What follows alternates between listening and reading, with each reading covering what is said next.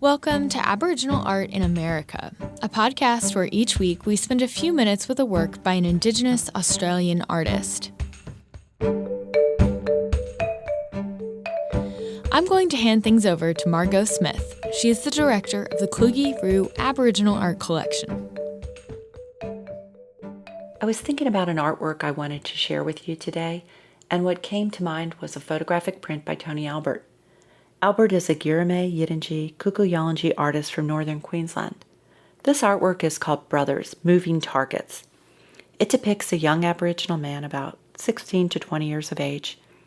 He's shirtless, and emblazoned on his chest is a bright red target made of 3 concentric circles. Brothers was inspired by an incident of racially charged police violence that took place in 2012. What happened was a group of Aboriginal teenagers stole a car and went joyriding through the streets of Sydney. When the police arrived, they shot into the car, wounding 2 of the young men, aged 14 and 17. This use of excessive force is highly unusual in Australia. When word of the incident reached the public, protests sprang up throughout the city. Albert attended one such protest where he saw a group of young Aboriginal men whip off their shirts to reveal targets that they had painted on their chests. He was inspired by this image and decided to recreate it for a body of work that he called Brothers. Albert took photographs of young men living in Sydney and embellished them in various ways.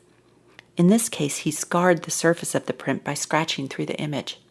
This artwork calls to mind how Indigenous people, Black people, and people of color are targeted by police globally.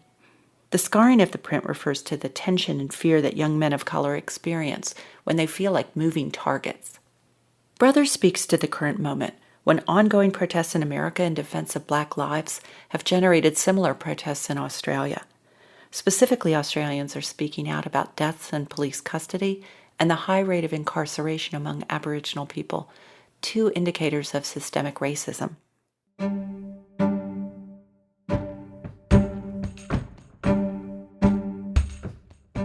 Find out more at kluge-ruo.org. Aboriginal Art in America is a production of the University of Virginia and a member of the Virginia Audio Collective. Listen and subscribe at virginiaaudio.org.